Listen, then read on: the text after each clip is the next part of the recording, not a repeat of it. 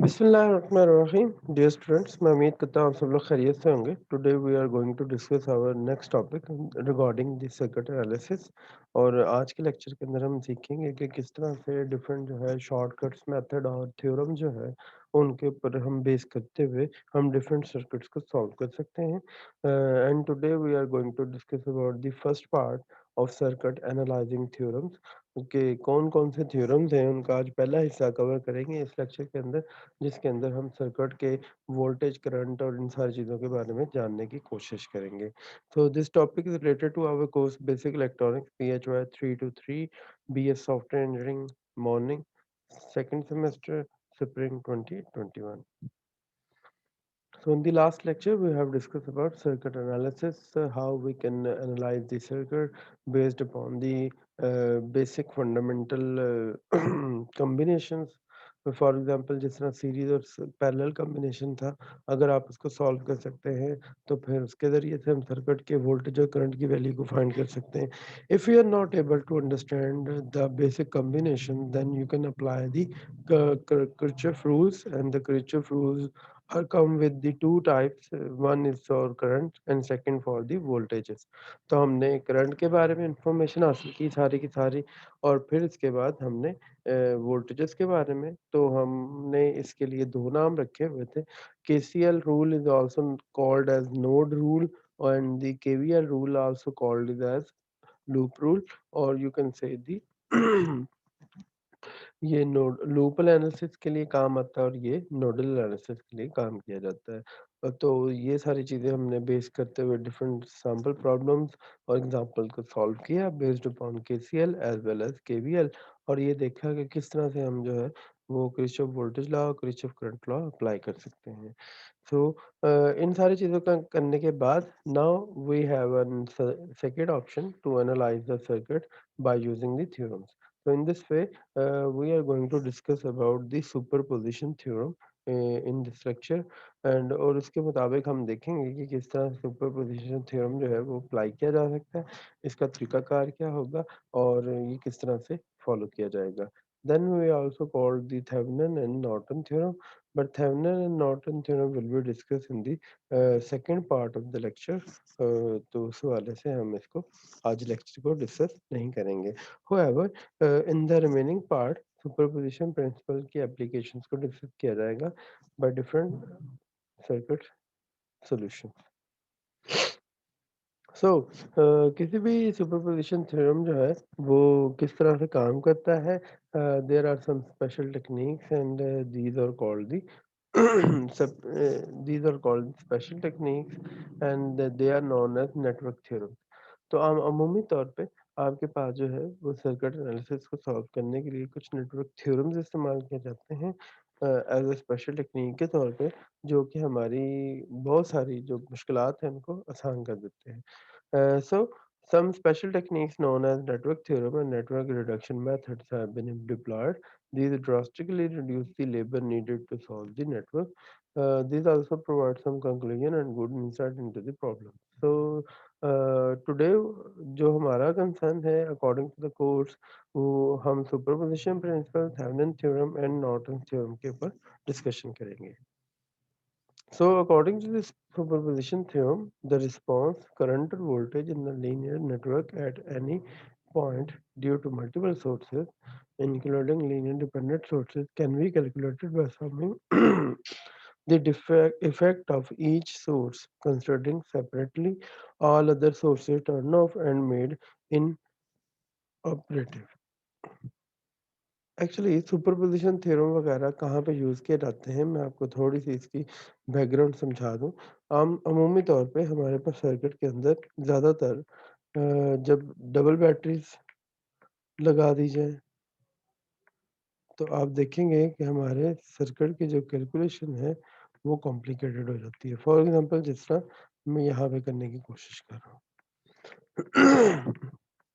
मैंने क्या किया है, मैंने एक सर्किट लिया और इस सर्किट के अंदर मैंने एक रेजिस्टेंस लगाई हुई है और 2 बैटरीज़ लगा दी हैं, this is V1 and V2 और मैंने आपको कहा है कि इस सर्किट को सॉल्व करने का तरीक़ेकार ढूँढें।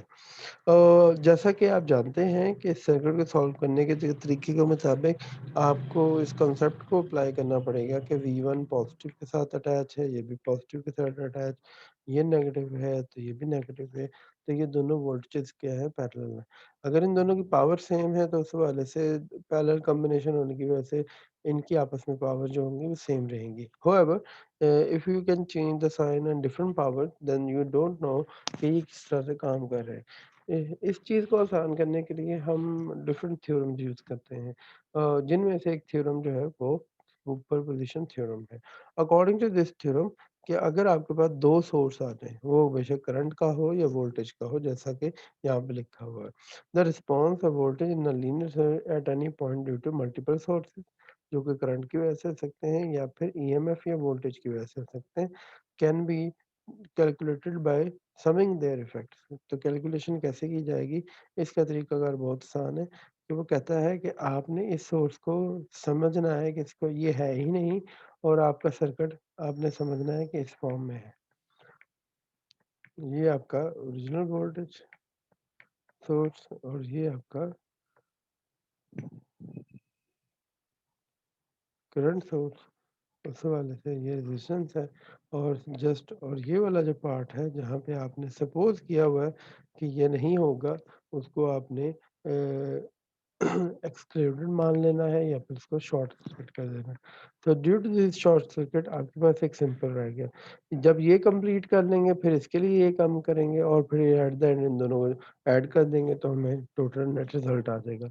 सो दिस इज़ द टेक्नीक कि टर्निंग ऑफ द सोर्स किस तरह से किया जाएगा। तो जैसा कि आप देख सकते हैं यहाँ पे अगर आपके पास कोई वोल्टेज है तो आप देख सकते हैं कि वोल्टेज को हम कैसे टर्न ऑफ करेंगे, तो इसको हमने शॉर्ट सर्किट के अंदर कन्वर्ट कर देना वोल्टेज को और ये इस तरह से रिप्लेस किया जा सकता है।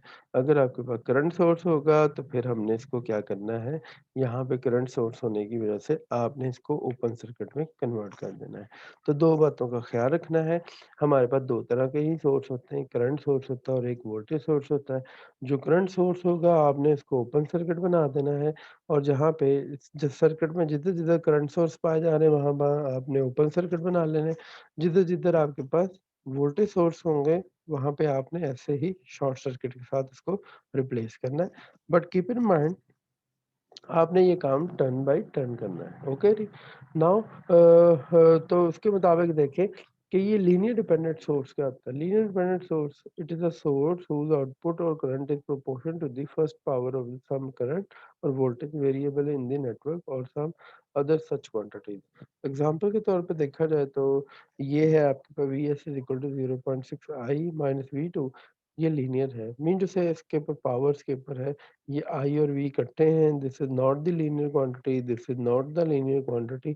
ये वाली जो फर्स्ट क्वांटिटी है that is the only linear quantity. तो उस हवाले से हम इसको कहते हैं कि it is the non linear और linear difference.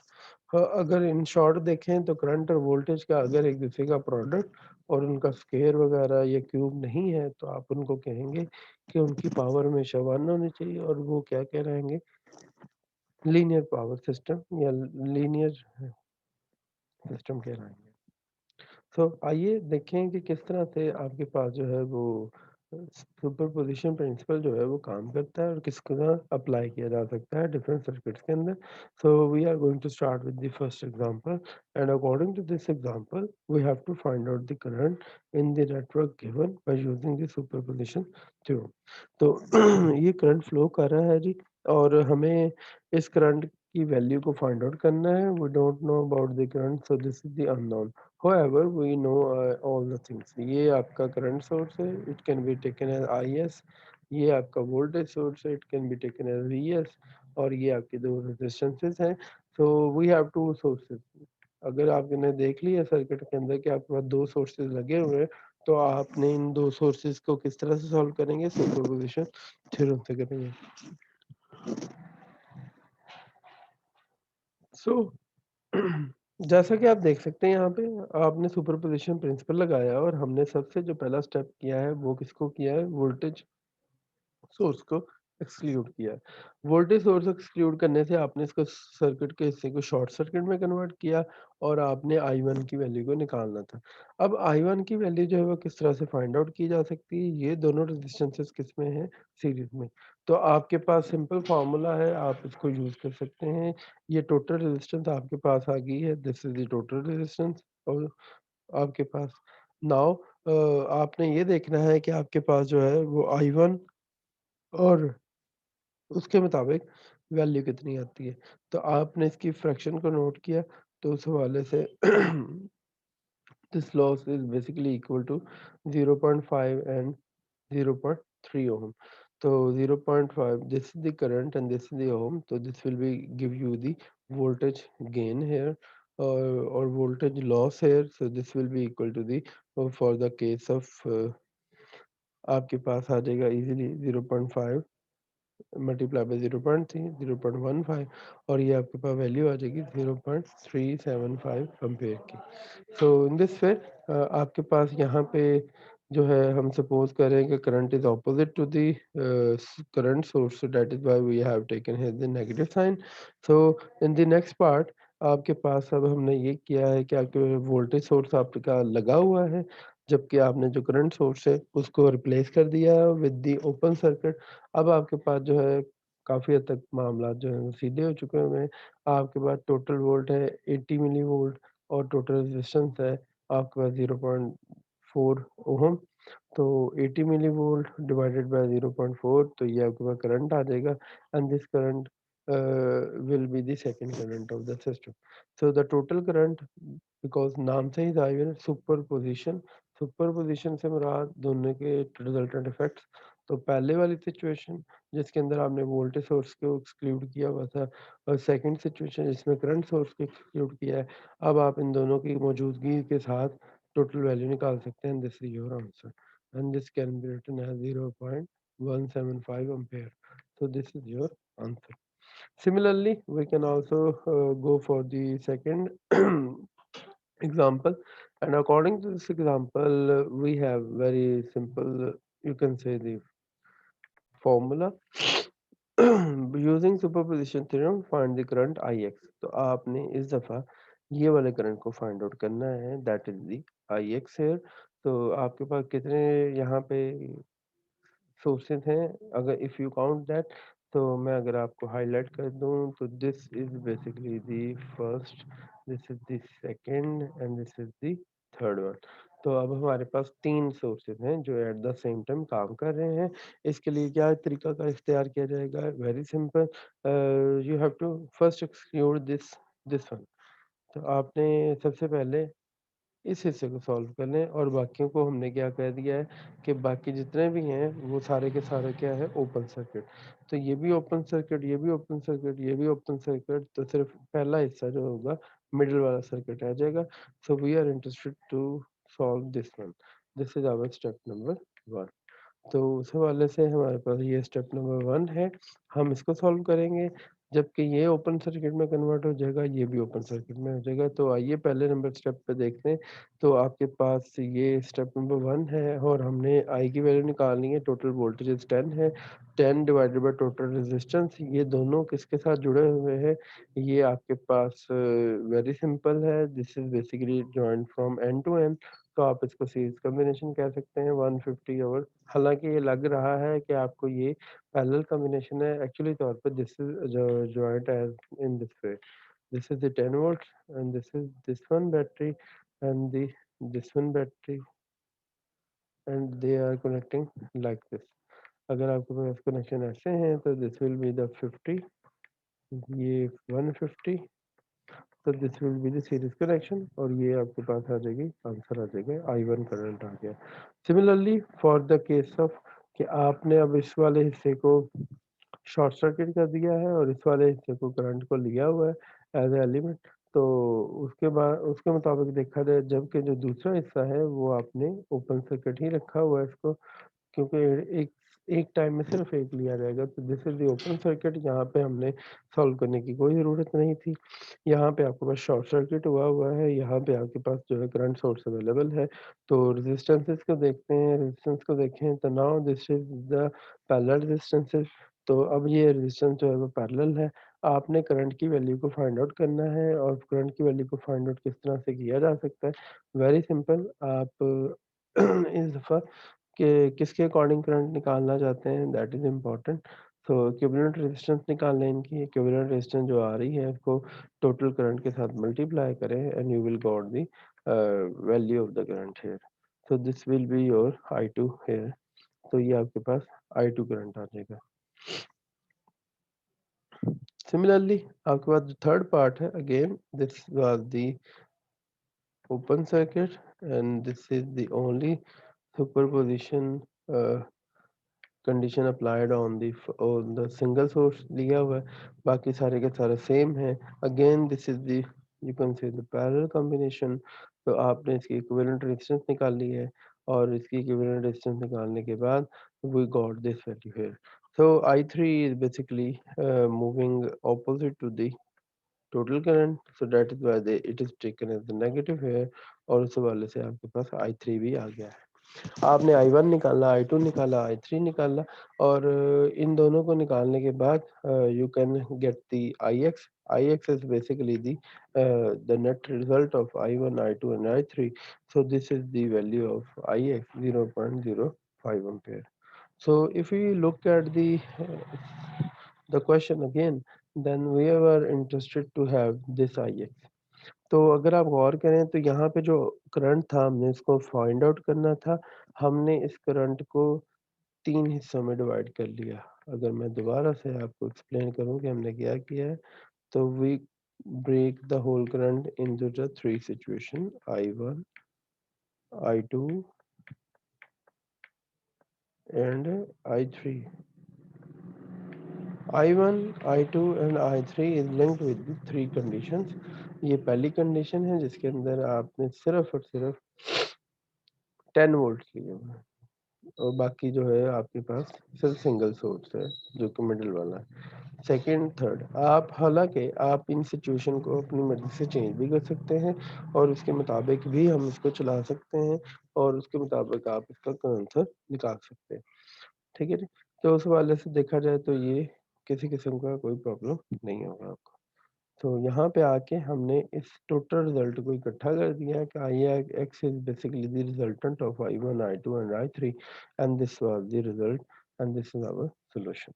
So by using such theorems आपने देखा किस तरह से हम मल्टीपल सोर्सेज को क्या कर सकते हैं, इजीली सॉल्व कर सकते हैं और उसके मुताबिक हम सॉल्यूशन जो है वो फाइंड आउट कर सकते हैं।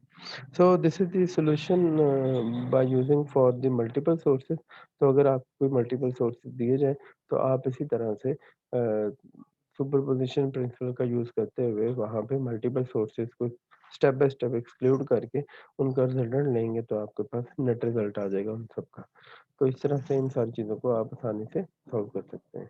सो मैं उम्मीद करता हूँ कि आपको इस लेक्चर की समझ आई होगी। इंशाल्लाह नेक्स्ट लेक्चर के अंदर we will talk about the next theorem that is related to Thevenin and Norton theorem. और इसके अंदर हम पढ़ेंगे कि किस तरह से थेवेनिन एंड नॉर्टन थ्योरम जो है हमें मज़ीद आसानियाँ और ईज़ी सॉल्यूशन प्रोवाइड करते हैं। So if you have any question or discussion, then you can join our interactive session, Zoom meeting, WhatsApp group and YouTube comment section के ज़रिए से आप अपने सवालात वगैरह हमसे पूछ सकते हैं। अपना सब लोग ख़्याल रखिएगा जी। अल्लाह हाफ़िज़।